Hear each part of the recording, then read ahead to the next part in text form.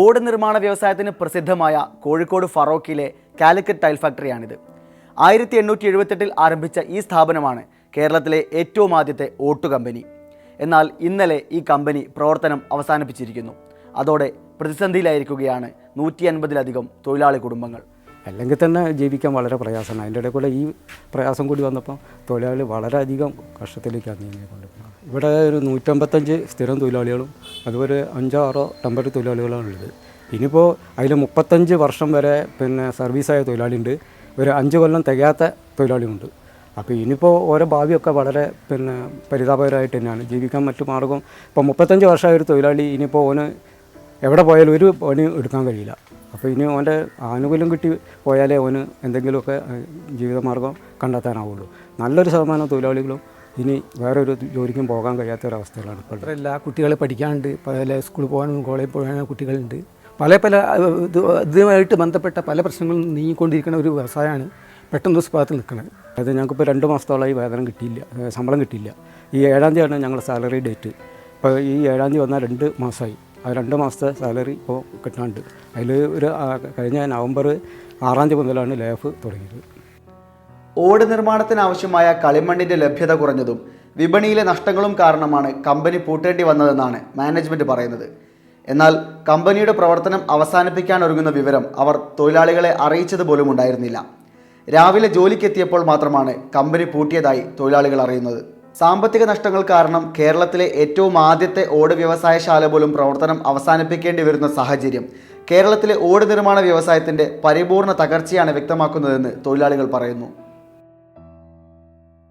13ഓളം ഓട്ട് കമ്പനികളിൽ ഓട്ട് കമ്പനി ഈ മേഖലയിൽ പ്രവർത്തിച്ചിന്. അതിലൊരു 3000-ലധികം തൊഴിലാളികളുണ്ടായിന്. അത് ഓട് വ്യവസായമായിട്ട് ബന്ധപ്പെട്ടതും അല്ലാതെ അതുമായിട്ട് അനുബന്ധ പണികൾ ഏർപ്പെട്ട ഒരുപാട് തൊഴിലാളികളുണ്ടായിന്. ഇപ്പോൾ പൂട്ടി വന്നപ്പോൾ ആകെ 2 കമ്പനി ഇപ്പോൾ ഇവിടെ നിലവിൽ പ്രവർത്തിക്കുന്നുള്ളൂ. അതുതന്നെ ഒന്ന് ഇതേമാതിരി ലേഫ് ആയിട്ട് മാസങ്ങളോളായി പ്രൊഡക്ഷനൊന്നും നടക്കില്ല. കോമൺവെൽത്ത് മാത്രമേ ഉള്ളൂ ഇപ്പോൾ നടക്കുന്ന ഒരു കമ്പനി ഈ ഏരിയയിൽ. അപ്പോൾ ആ വ്യവസായി ഈ ഫറോക്ക് മേഖലയിലെ ചരിത്രം എന്ന് പറഞ്ഞാൽ ഓട്ടു തൊഴിലാളീൻ്റെ ചരിത്രമാണ് ഈ മേഖലക്കുള്ളത്. അത് അസ്തമിച്ച് കഴിഞ്ഞാൽ ഈ മേഖല ഒരു സപ്പറമ്പായി മാറിക്കഴിഞ്ഞു.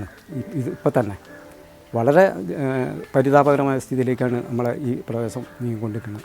അസംസ്കൃത വസ്തുക്കളുടെ ക്ഷാമവും സാമ്പത്തിക നഷ്ടവും കാരണം ഫറോക്കിലെയും ചെറുവണ്ണൂരിലെയും ഓട്ടു ഫാക്ടറികൾ ഓരോന്നായി പൂട്ടിക്കൊണ്ടിരിക്കുമ്പോൾ പെട്ടുപോകുന്നത് ഇവിടുത്തെ തൊഴിലാളികളാണ്. ഒപ്പം അവസാനിക്കുന്നതാകട്ടെ കേരളത്തിൻ്റെ വ്യവസായ ചരിത്രത്തിലെ ഒരു യുഗം കൂടിയും. ഡൂൾ ന്യൂസ് ഓരോ ദിവസവും നിങ്ങളിലേക്ക് എത്തുന്നത് ഒരു ചെറിയ വാർത്താ സംഘത്തിന്റെ രാപ്പകൽ അധ്വാനത്തിന്റെ ഫലമായാണ്. വാർത്തകൾ, രാഷ്ട്രീയം, സിനിമ, സ്പോർട്സ്, ആരോഗ്യം, വികസനം, പരിസ്ഥിതി, മലയാളി ജീവിതത്തിന്റെ സ്പന്ദനങ്ങൾ തൊട്ടറിയാനുള്ള പ്രയത്നങ്ങൾ. ന്യൂസ് ബ്രേക്കുകളായി, റിപ്പോർട്ടുകളായി, ദീർഘവായനയ്ക്കുള്ള ലേഖനങ്ങളായി, അഭിമുഖങ്ങളായി, വീഡിയോ സ്റ്റോറികളും ഫീച്ചറുകളുമായി അവ നിങ്ങളിലേക്ക് എത്തുന്നു.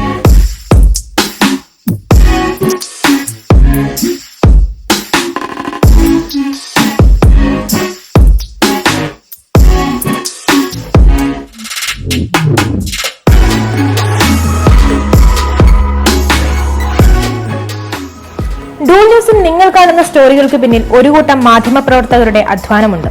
ഒപ്പം വലിയ പണച്ചെലവും. ദിവസങ്ങളുടെ യാത്രയും ഫീൽഡ് റിപ്പോർട്ടും മണിക്കൂറുകൾ നീണ്ട എഡിറ്റിംഗ് പ്രക്രിയയും കഴിഞ്ഞാണ് ഓരോ സ്റ്റോറിയും നിങ്ങളിലേക്ക് എത്തുന്നത്. ഈ ഉദ്യമം ഇതുപോലെ തുടരാൻ, കൂടുതൽ മികവുറ്റതാക്കാൻ ഞങ്ങൾ നിങ്ങളുടെ പിന്തുണ ആവശ്യപ്പെടുകയാണ്. ഡൂൾ ന്യൂസ് വെബ്സൈറ്റിലുള്ള സപ്പോർട്ട് ഡൂൾ ന്യൂസ് ബട്ടണിലൂടെ 5 വ്യത്യസ്ത സ്കീം വഴി നിങ്ങൾക്ക് ഞങ്ങളെ സാമ്പത്തികമായി സഹായിക്കാൻ സാധിക്കും. നിങ്ങൾ നൽകുന്ന ചെറുതും വലുതുമായ തുകകൾ ഡൂൾ ന്യൂസിന്റെ ഭാവിയെ മാത്രമല്ല ഈ ജനാധിപത്യ സമൂഹത്തിന്റെ മുന്നോട്ടുപോക്കിനെയും ശക്തിപ്പെടുത്തുമെന്നാണ് ഞങ്ങൾ വിശ്വസിക്കുന്നത്.